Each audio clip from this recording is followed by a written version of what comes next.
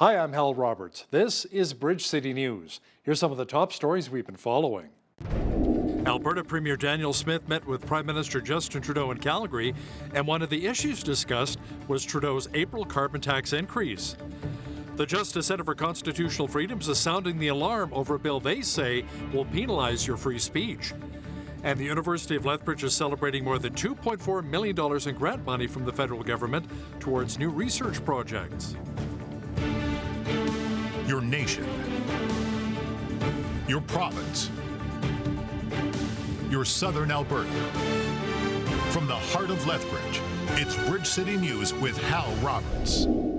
Thanks so much for joining us. Alberta Premier Daniel Smith met with Prime Minister Justin Trudeau in Calgary on Wednesday morning. Smith said they had quite a bit to talk about, including emissions reductions projects. She also brought up the fact that 7 premiers have voiced their opposition to the carbon tax, which is set to go up by 23% on April the 1st. Air Products, which is a hydrogen net zero project, Dow Chemical, which is a net zero petrochemical project. We're hoping to get to a final investment decision together with Heidelberg, which would be a net zero cement project. I'd also like to thank the Prime Minister for getting the Trans Mountain Pipeline nearly to the finish line. It's going to be a major boost not only for Alberta but also for the entire country. And we've worked very collaboratively with First Nations on an Alberta Indigenous Opportunities Corporation. We hope that we can lend our expertise and support to hopefully something similar at the federal level. In addition, I hope we can find a solution on pathways. I think pathways could be another major collaboration for us. It would be one of the biggest carbon sequestration projects in the country has ever seen, if we can make sure that we get the investment tax credits on that. On an area where we don't quite see eye to eye, the carbon tax, I think we've now seen 7 premiers have suggested that we need a pause on April the 1st. So I'm very hopeful that we can maybe come to some solution on that to address issues of affordability. We're glad to be big partners in investing in the future of Canada by investing in the future of Alberta and for Albertans. There's lots of other things we're working on affordability as well. We're having great conversations around childcare as there's been real progress on bringing down the costs, which has made a huge difference for families here in Alberta, and I thank you for that. And there's always more to do. We're going to keep doing it. I'm here today to talk about pharmacare and here to talk about dental care, but we're also moving forward with opportunities on affordability through boosts to various pharmacare elements. There's things that we're doing together that are really making a difference. The Alberta government had promised a tax cut for those who are making under $60,000 a year. That was scrapped, however, when the latest budget came out. According to our legislative reporter Tyler Dawson, the income tax cut is not quite a dead issue yet, however. They are insisting that it's still coming, however, that the budget didn't allow for it this year, but maybe next year, maybe the year after, perhaps they can phase it in, a 0.5% or a 1% tax cut at a time instead of the 2% that they'd promised. So they haven't fully broken the promise yet. And I think there's going to be quite a bit of attention paid to that. Promising a tax cut, that's a big promise. And if a party ends up breaking that, nobody's going to be very happy with them. So I think they're sort of trying to buy themselves a little bit of time to figure out some of the budgetary stuff before they go about doing that. The province announced that Galbraith Elementary School here in Lethbridge will be one of the many schools which will receive funding to help modernize its building. The UCP announced that it is investing $681 million in 43 priority school projects. That will include 19 projects for full construction funding, 16 for design funding, and 8 for planning funding. Officials say when completed, these projects will provide 35,000 new and modernized spaces for students across Alberta. The Alberta government says if Budget 2024 passes, it will also invest more than $35 million to maximize how water is used and help prevent future droughts from affecting communities across the province. Officials say creating a 21st century water management system along with healthy wetlands and watersheds will provide long-term drought protection. We're taking unprecedented steps and direct action to prepare for the risk of severe drought this year. The largest water sharing negotiations in provincial history are underway. We've also stood up a drought command team and launched a new water advisory committee. We're doing advanced modeling and working with industry, municipalities, Indigenous groups, and many others to make every drop this year count. We've asked roughly 25,000 water license holders to move their licenses online to speed up drought responses. resources, and to ensure they start planning now in case less water is available this year. Well, we experienced a slightly cooler day across much of southwestern Alberta today. Some regions even received a bit of that much-needed rain or flurry activity. Jeanette Roche is now with an early peek at the forecast. Jeanette, unfortunately, any moisture received will be short-lived, however? Yeah, true. Should be clear skies from here on out. Lethbridge sure didn't receive any flurries or moisture today. I was out most of the day and it was mainly partly cloudy skies, but it was a little bit cooler for sure. Tomorrow warming up quite a little bit, clear skies tomorrow. And then after that, we are in for a real treat. We're going to get up into the high teens.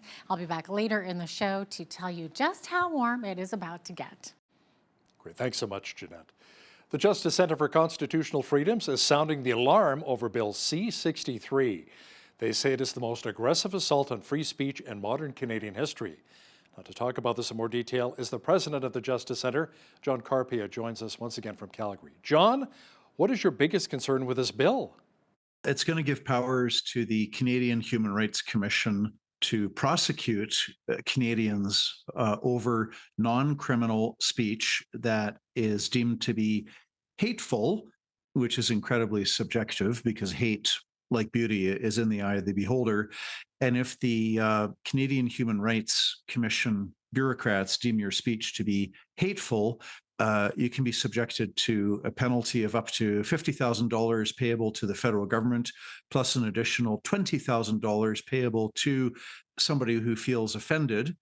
And it's going to also allow for anonymous complaints so that you don't have the right to face your accuser or ask questions of your accuser or even know who your accuser is. And there's also going to be expanded powers for Prime Minister Trudeau and the federal cabinet to make all kinds of new regulations to censor social media services. And there's even a provision for preemptive punishment in respect of something that somebody might say in future. Now, John, you say that the Online Harms Act would enable thousands of woke activists to file human rights complaints against the speech of people they disagree with. So even if many of the complaints are dismissed by the courts, Canadians will still be forced to spend time, money, and energy on defending themselves? That's exactly it. It costs nothing to file a complaint. And people on the receiving end of these complaints are going to have to, they're going to have the process hanging over their heads for years, literally years, and will be spending tens of thousands of dollars on legal bills to defend themselves.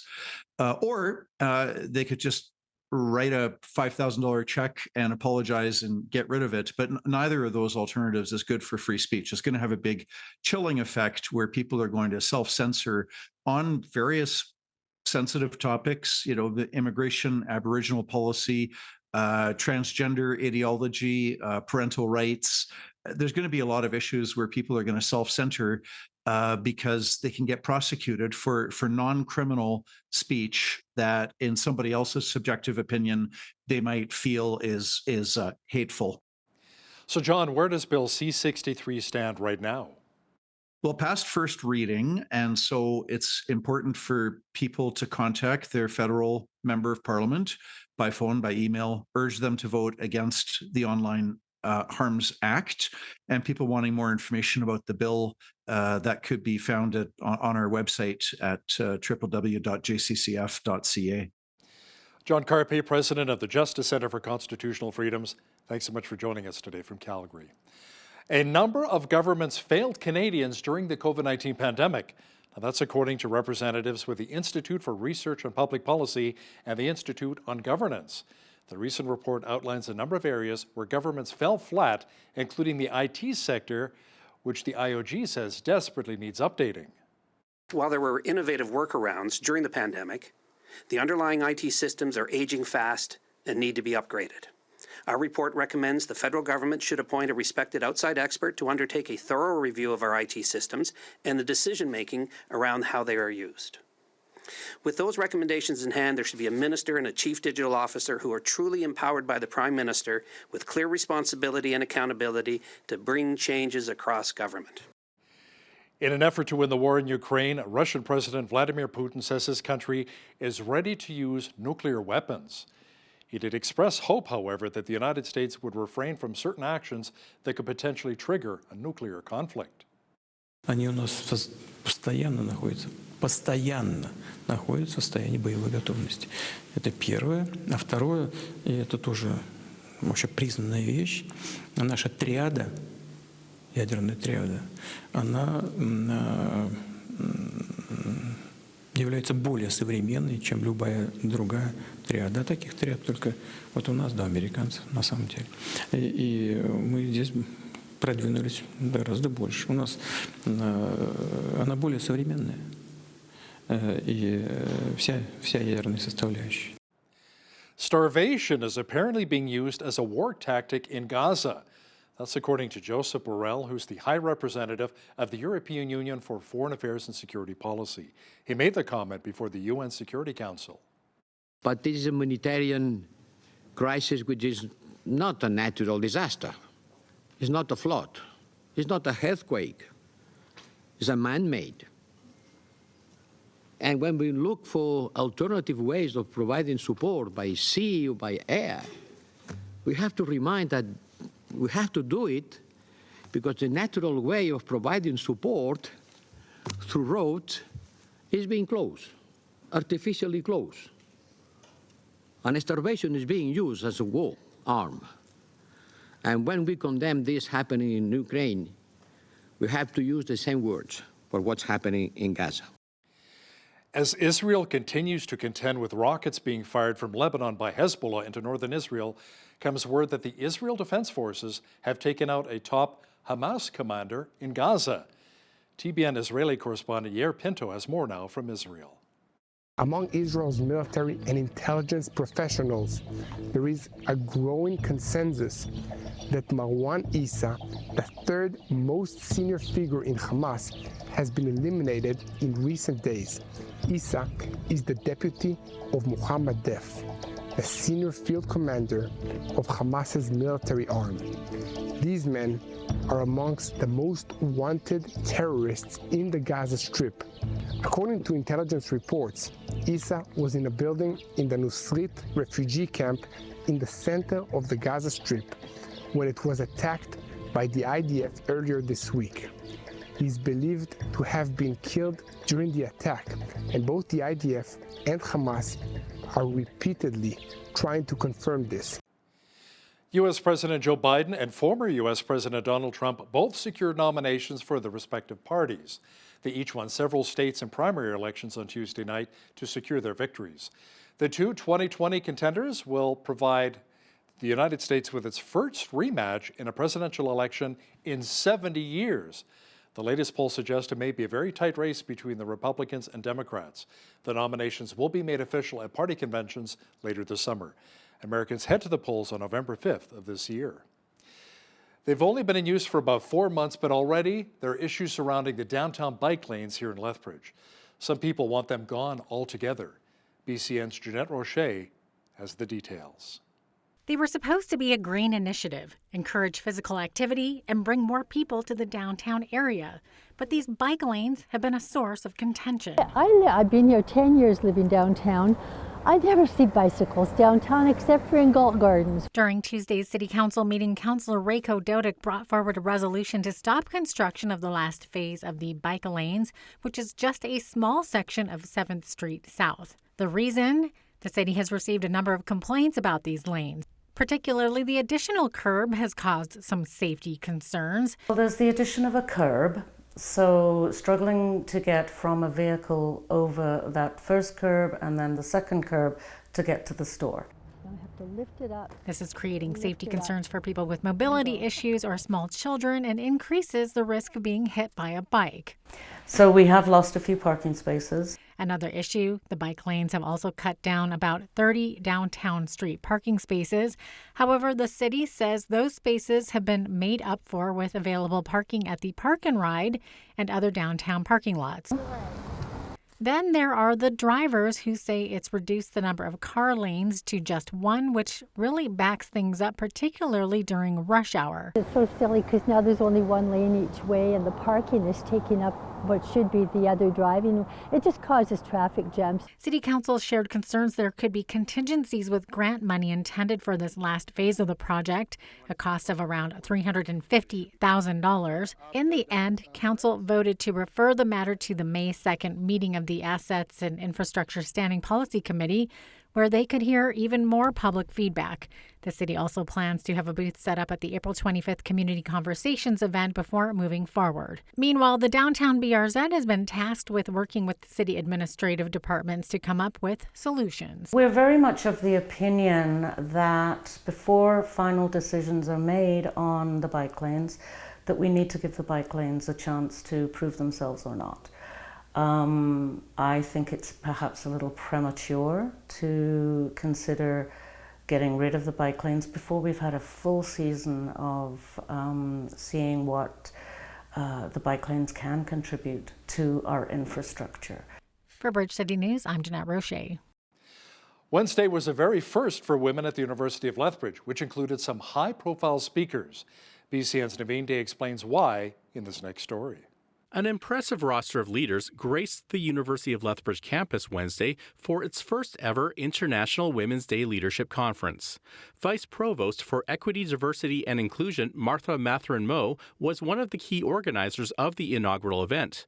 At a media event held prior to the conference, she explains this year's theme, which is Telling Our Stories. I think telling our stories is really a critical piece because most time we find women and gender diverse people are usually afraid to tell their stories, or they try to make it smaller than it really is. I think it's important to share the full gamut of our story. Chimamanda always talks about we should not tell one story, we should be open to telling multiplicity of stories. So the theme was very intentional to create that opportunity. In addition to the powerful keynote speakers, which include CEO of Minhas Brewery's Distillery and Winery and CBC's Dragon's Den co-star Manjeet Minhas, a panel of prominent local leaders shared their insights. On that panel is CEO of Lethbridge and District Chamber of Commerce, Cindy Bester. She says this event will help put Lethbridge women more in the spotlight. It shows such a strong step in strength of the women that we have here at the university, the women we have in the city, and those that we're able to attract, because that we want Lethbridge and the university and the college and our business industry to be fully aware that we can house and we can create so many opportunities for women that it's limitless. Another panelist is Adriana McCader. She is the CEO of Flexahopper Plastics. She hopes attendees leave the conference with questions answered and feeling empowered. I'm hoping when they walk out of this conference feeling both, like if you're a woman, feeling that there's a role and a big play for you to be part of, and then if you're a man and you're one of our advocates, also understanding the new world and where we're standing and what we're women doing nowadays. For Bridge City News, I'm Naveen Day. Also some news involving the University of Lethbridge. The post-secondary will be receiving federal funding to support 3 grant projects. Ottawa announced $1.8 billion in federal research support, which includes $35.3 million for 577 research projects at 66 Canadian institutions. Among the projects being supported at the U of L includes a proposed 2-year study by a couple of archaeologists who will examine how political leaders built economies that satisfied the demands of imperial powers. Another will be funding to support the Dillon School of Business and their study into the relationship between charitable giving and social status, how the positioning of a charitable gift to consumers can affect donations. Officials say along with the around $200,000 for these research projects, the U of L will also receive $2.4 million from the Research Support Fund, which will support the indirect costs of research. Well, some areas of our region saw a little bit of moisture today, and it was a little bit cooler as well. The mercury, however, will be climbing. Full weather details are coming up. There was a little bit of shower activity and even some light flurries in parts of southwestern Alberta today. Jeanette Rocher is in now with all of the weather details. Jeanette, the much-needed moisture, however, will be short-lived.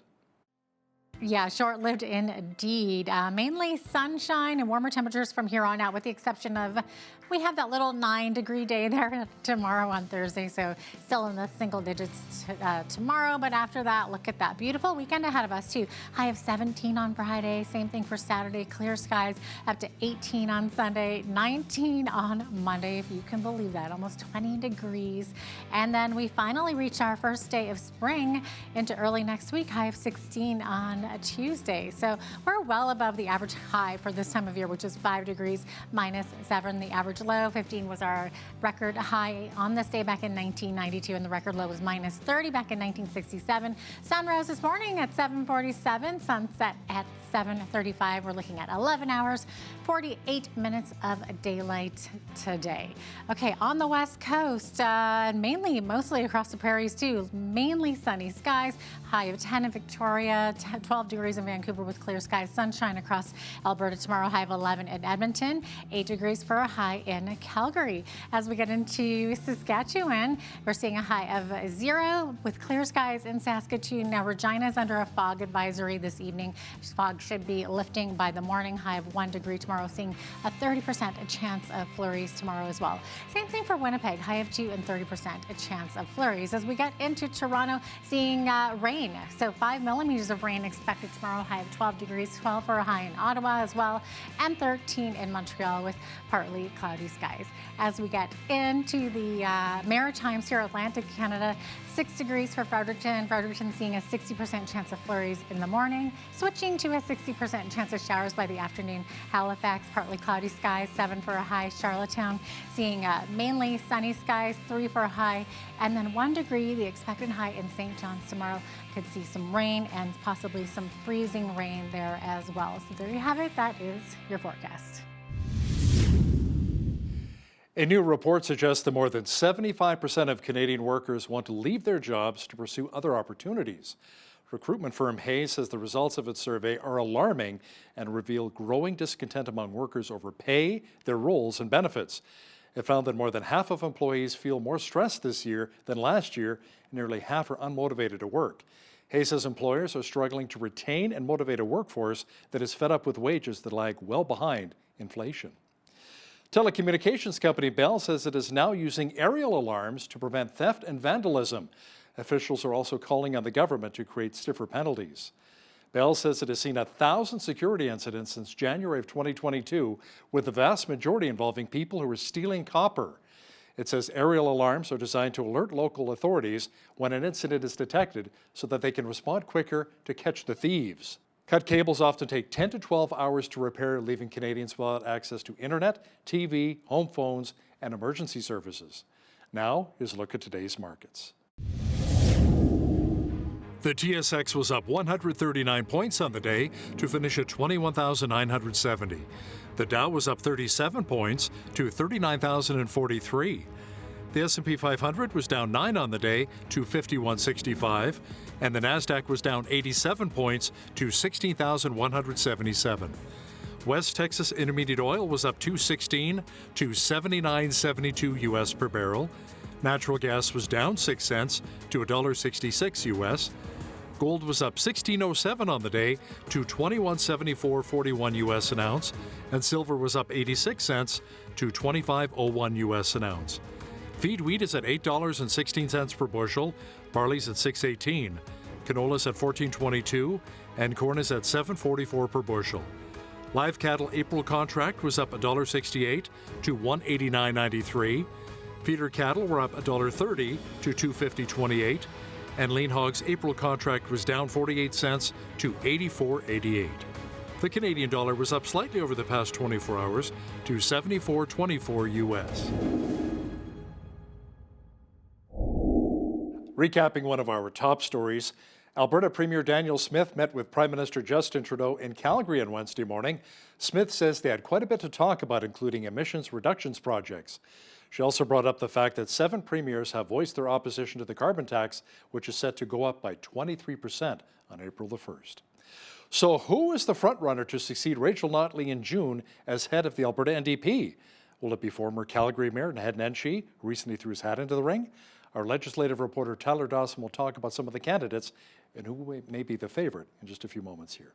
Listen, when you see news happening in your community, be sure to drop us an email at info@bridgecitynews.ca. Also visit our website anytime to check out a number of local stories and interviews.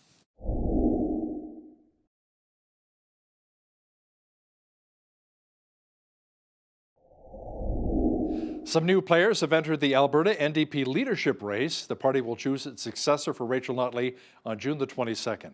Now, to chat about some of the candidates in more detail is our legislative reporter and the Alberta correspondent for the National Post, Tyler Dawson, who joins us once again from Edmonton. Now, Tyler, the list so far is Sarah Hoffman, Raki Pancholi, Kathleen Ganley, Jody Calahoo-Stonehouse, Gil McGowan, and former Calgary Mayor Naheed Nenshi. Now, it appears as though Nenshi is receiving the most media attention, but he says his color is actually purple, not orange. How's that going to work for the NDP? Yeah, it's a really good question. It's kind of fun because Nenshi is a bit of an outsider candidate here, which is actually, there's a parallel to be drawn with the UCP leadership race in the summer of 2022, because Danielle Smith was a little bit of a UCP outsider when she came in. So he, I think, has shaken the race up a little bit. I think Gil McGowan has too. He's the sort of firebrand president of the Alberta Federation of Labor, and he's always sort of been in, NDP circles, but he's a bit more spice maybe than your average NDP member might want. So Nenshi is going to be really interesting because, and I think we've talked about it before, there's always this tension within parties of, do you want to move to the center to try and appeal to the broadest range of voters possible? Or do you want to, stake out some pretty firm ideological positions? We see this in the United Conservative Party with, the tensions with Take Back Alberta, for example. The NDP is not, insulated from this trend. And Nenshi, I think, probably symbolizes in some ways this draw to the middle. As you say, his color, he says, is purple. He's neither orange nor blue. And so if he becomes leader, that really, the question sort of comes up of where is he going to take the New Democrats ideologically?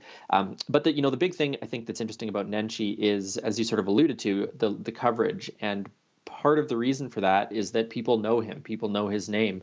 I think probably if you were to ask Albertans who Gil McGowan is, for example, compared to Naheed Nenshi, there'd be a pretty big difference in terms of knowledge on that point. So that, I think, in some ways is the biggest thing that Nenshi brings to this race, is just broad-based name recognition. I think he won 3 or 4 elections as mayor of Calgary. He outlasted 3 or 4 premiers, 2 prime ministers. He's been around for a long time, and everyone knows who he is. So that, I think, is really going to matter. The question is going to be sort of how many new members are signing up, how many old members is Nenshi going to be able to bring over to his side, and does the imperative of having a leader who can maybe have a better shot at beating Danielle Smith, is that the most important thing for members of the party? So I think he's really shaken up the race, but it's also quite a good crew in the sense that you have relatively diverse representation of the geographic regions in Alberta, insofar as there are that many NDP members outside of the 2 big cities. There's a relatively good representation of some of their ideological views, as we just said.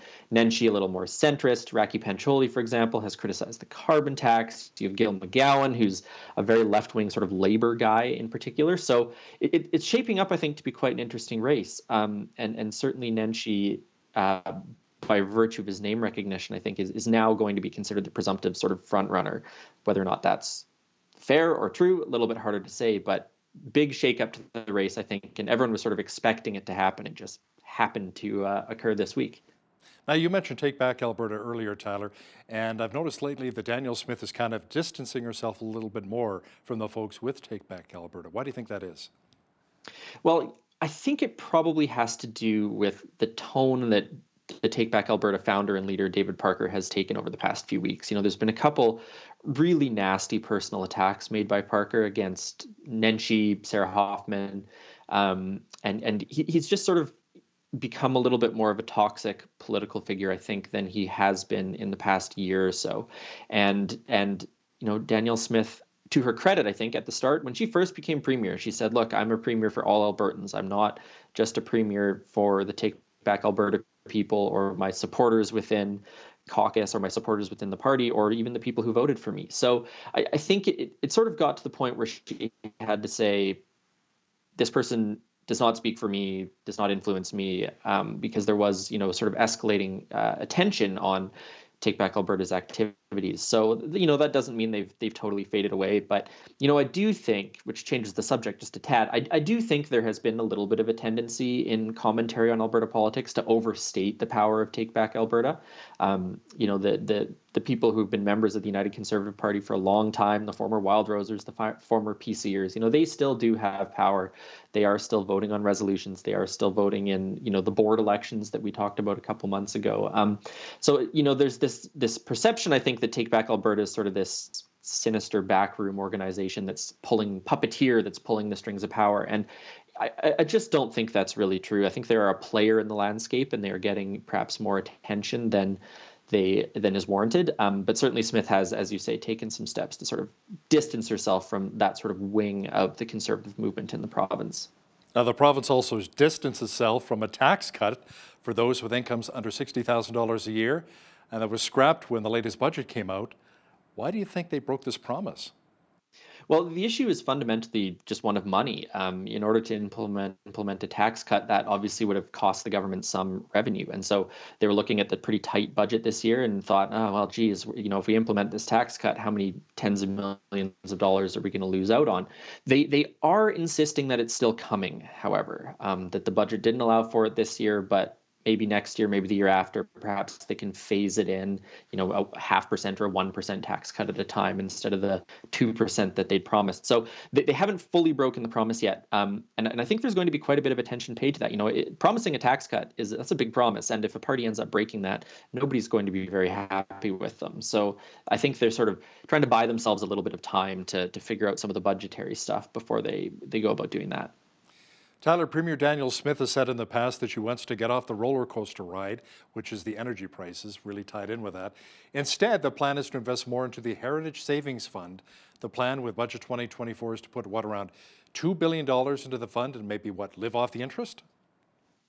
That's the long-term plan, yeah. So she'd sort of highlighted this in her address to the province a couple weeks ago and said that, if we hadn't raided the Heritage Fund, we'd have $200 billion or something like that, and the interest returns on that would be $25 billion a year kind of thing, and think of all the fun stuff we could do with it. So, everyone's kind of had that plan for the past 30 years. The Heritage Fund was always supposed to be used for various things, ensuring long-term future prosperity. But, in rough budget years, it got raided to cover some costs. It certainly was used to avoid income tax increases or avoid a provincial sales tax, things like that. So, but this is going to be the plan, is to get the Heritage Fund to between $200 billion and $400 billion.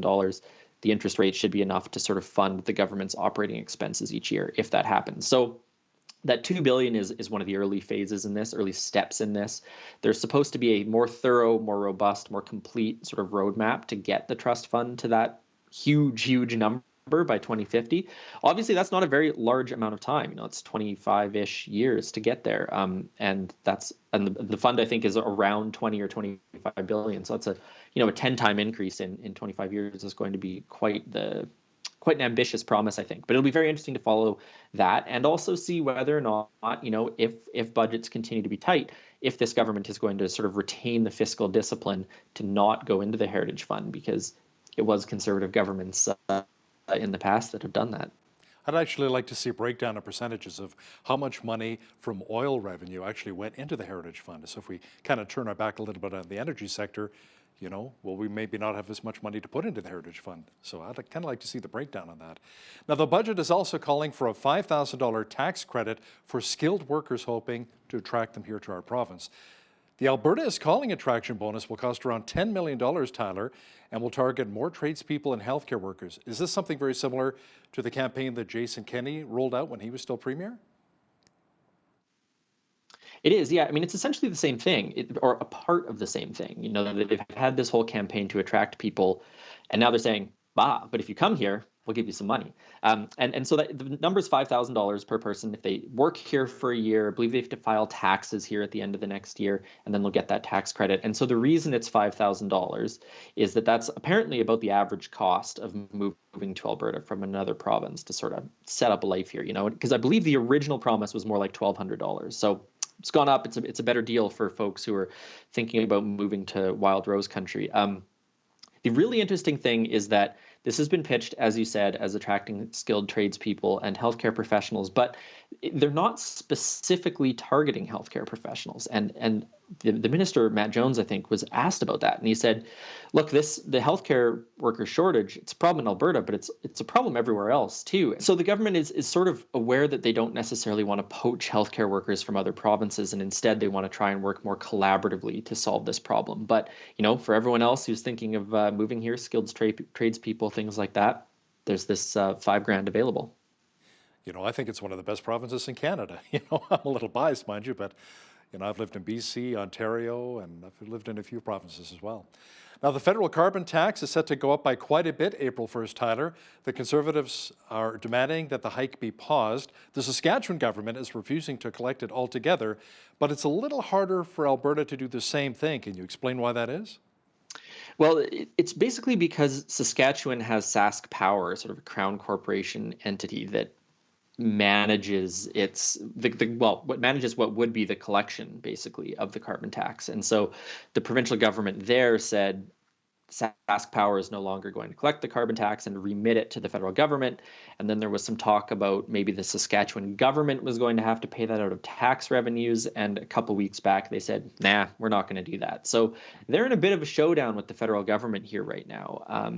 It's not clear what either side's going to do, if either side is going to blink. So Alberta just doesn't have the same sort of setup in terms of its power market that would allow the government to do that. Now, certainly the Alberta government has fought the carbon tax tooth and nail at sort of every step of the way. There was the legal fight. There's certainly been the political drum banging over the past few years about it. But the carbon tax is in such a weird place right now. You had premiers from Atlantic Canada writing letters to Trudeau saying to pause it.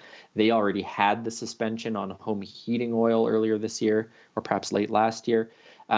Very strange situation for the carbon tax. And you also have some of the NDP leadership candidates saying the policy doesn't have Albertan support and perhaps never should have been done in the first place. So very weird time for the carbon tax. And funnily enough, the thought did just occur to me as we talked about this, Alberta doesn't seem to necessarily be at the forefront of this fight anymore.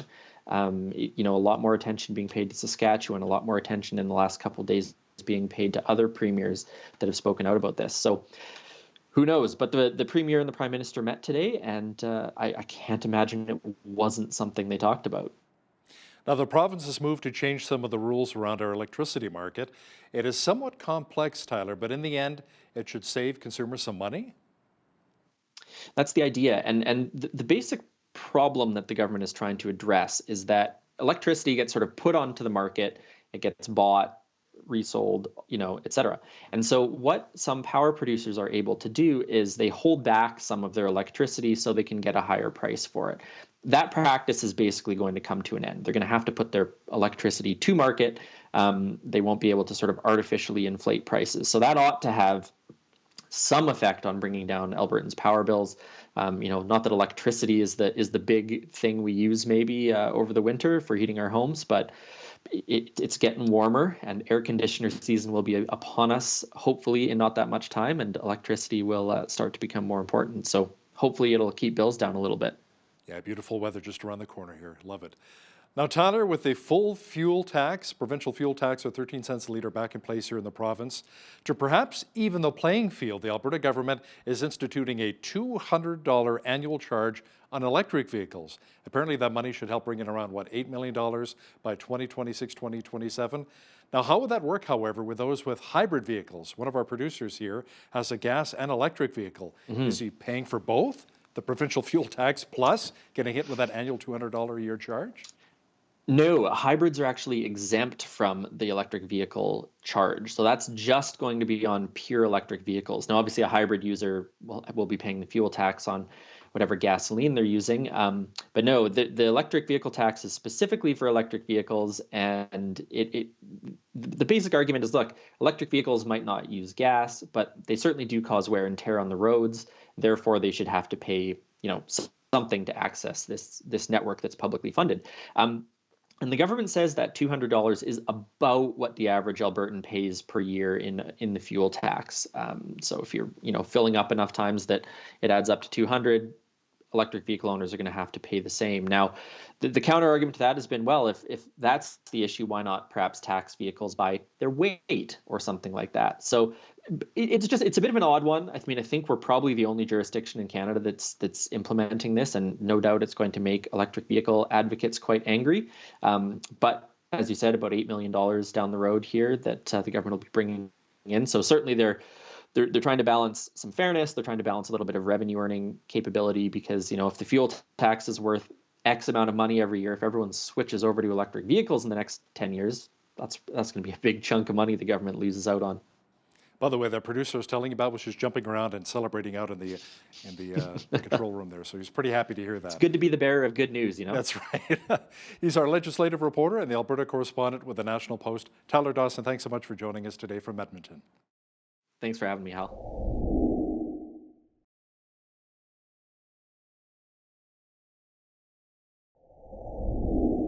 Well, we use the term love in so many ways, and it's perhaps not truly understood. So what does love really mean, practically speaking? Today's guest is going to share some interesting thoughts on this topic. Michelle Howe is the author of more than 24 books, and she's a reviewer for Publishers Weekly, faithfulreader.com, with some of her work being published on Focus on the Family and Christianity Today. One of her newest books is Serving as Jesus Served: Practical Ways to Love Others. And she joins us now from Michigan. Welcome to Bridge City News, Michelle. Great to have you on today. Yeah, thank you for having me. I'm looking forward to our chat. Awesome. Okay, so we live in an increasingly hostile world, unfortunately, where the term love is often misunderstood. So how would you define love? Well, I think we have to take our cue from Jesus, of course. He's the perfect example of how we can be image makers of God. And, you know, he laid down his life. He was born a baby, a helpless little infant, even though he was part of the triune God. So he totally humbled himself to come to earth, number one, lived as a man. He was subject to sicknesses and, you know, everything that we face, because scripture tells us, you know, that he suffers and understands how we suffer because he's gone through it all as a man. And he laid down his life every day of his life in humility for us and for all his disciples and all the people who followed him, for the world. And I think when we look at love, we think, oh, Jesus was so wonderful, and he's our savior. But Jesus was also tough on people at times too. And I think that's what our world today has a hard time with. Tough love is not popular anymore. Now, you know, me talking to you, if you're struggling with something and I come to you as a sister in Christ and say, can I help you through this? A lot of times it's met with resistance. And the same thing, the world looks at people who are truth tellers as people who are not loving. And I think we really have to take our cues always from the Word of God as it's defined. What is love? And of course, 1 Corinthians tells us what love is. Love is patient, kind, and goes through all those attributes. However, the Bible also tells us that if you really love somebody, that you're willing to tell them truth and being willing to rebuke them or encourage them or challenge them. That, I think, is what's missing in the world today. Okay, interesting. Now, in your book, you do sort of mention the principles of serving others with our God-given talents. So maybe explain what you mean by that. Like, how would we even know, for example, what our gifts are?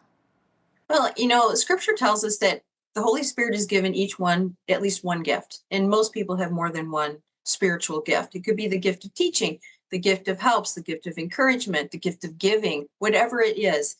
We all have at least one. And we know that the body, in order to work at its healthy best, I'm talking about the church body, is each person needs to use their gift within the body, within their church body. However, I think we try to make it so complicated. And often people come to me and say, I don't know what my gift is. And I'm like, your family and friends probably know and have probably spoken words to you when they observe your life, and they'll say, you are so good at encouraging somebody. You must have the gift of encouragement. Or maybe you're really good with children, so you might be a good teacher. I think what we have to do is go and look around our local church body, talk to the leaders and say, where's a need? Start meeting needs. And, you know, hit or miss maybe at first, but you'll find what your gifts are. And the people around you will affirm you and what you're doing well, because they'll be blessed by what you're doing. So again, I think we make it too complicated. People don't want to jump in, but I think the first thing you do is you pray. You say, Lord, show me where I should be serving. Show me where I'm gifted. Help me to put the pieces of this puzzle together. That's me.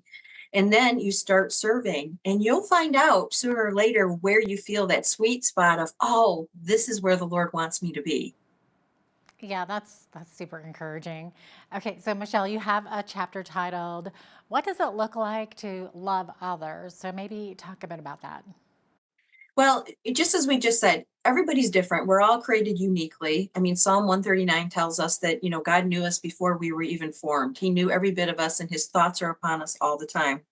We are unique individuals. And just as he knew us before he formed us, he also predestined that we would be created for good works. So each of us has an individual, very unique path that the Lord wants us to follow. It's always for our good. It's always for his glory. And I think what we have to remember is what loving someone looks like may be different for each of us. I may be loving my husband in a particular way because I know him well. You may be loving your best friend in a different way. And we get hung up on what does it look like to love? Well, a lot of times it's what Elizabeth Elliot said, just take the next step. And if you see someone who's hurting, maybe they need a new wardrobe. Well, buy them a couple pieces of clothing. Maybe they need some shelter. Maybe you're the person who can offer them or find them a place to stay. It's just seeing with sensitive eyes the needs of others. So throughout the whole book, it's really a challenge to our hearts. In fact, I had someone else tell me, oh, the cover of your book and the title sounds so fun and lightweight, but then it's deceiving. You get into it and you go, oh, I have to have heart changes here. And that's the theme, is it really takes a heart change and a sensitivity to others and what their needs are. And that, again, comes by growing, by learning, and by asking the Lord to make us sensitive believers so that we are tender toward the needs of those we encounter every day. Yeah. Now, we sort of live in this me first world, right? So the idea of submission or submitting to others seems kind of backwards at times. So how would you define a submission? Well, I think once we become believers, we are submitting to God. We are giving our life over to him. That is the ultimate submission. And then when we study scripture, we see that Jesus expects us to be bondservants. Well, when you study historically, bondservants were the lowest of the low servants. They're the ones who had the most menial tasks. And when people would come in dirty and just all dusty and filthy, who would be washing feet? The bondservants would have that job. That's a lowly task. That is the heart attitude the Lord wants each one of us to have, because he's going to call us to things that are uncomfortable. They're not going to be convenient. They're going to put us out. They're not going to be our personal preferences. But I think he's testing our heart and saying, I did all these things. I mean, Jesus took the lowest of the low tasks, and he was the one who washed the disciples' feet at that last dinner, because none of the disciples looking around knew it needed to be done, but they didn't do it. So here's God in the form of man, who is, again, our perfect example. And I think that also requires a heart change. We have to be willing to do the hard things, the dirty things, the icky things, all to the glory of God. And he redeems it. So it's really a beautiful paradox. Mm-hmm. Now, Michelle, you write that being a true servant means offering kindness and mercy to those who don't necessarily deserve it. So how can we learn to do this? Well, I think, again, it's all about our heart. And I think if we are honest, we have to know we didn't deserve Jesus's forgiveness. None of us did. We're all sinners. Scripture is very clear about that. And yet faith is a gift. Redemption is a gift. And once we become believers and are born again, the Holy Spirit is in us.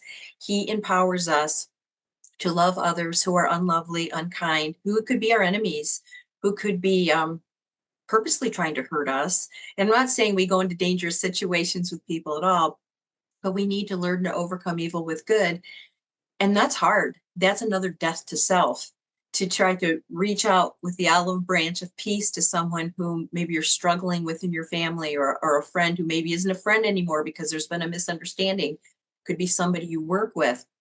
But it's our obligation to, again, image Jesus properly. And what does Jesus say?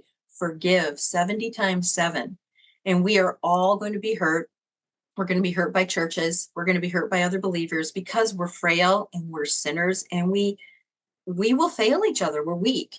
And if we have that in our minds, I think it takes a lot of the sting out of the hurt when we look at ourselves and think, what were some of the thoughts I had today that maybe weren't so kind? Or maybe, was I irritable with my spouse this morning? Yeah, I was. We see our own sin accurately with a humble heart. It's much easier to extend grace to others. Okay, so what do you mean by waiting well in your book, and how does this express love for others?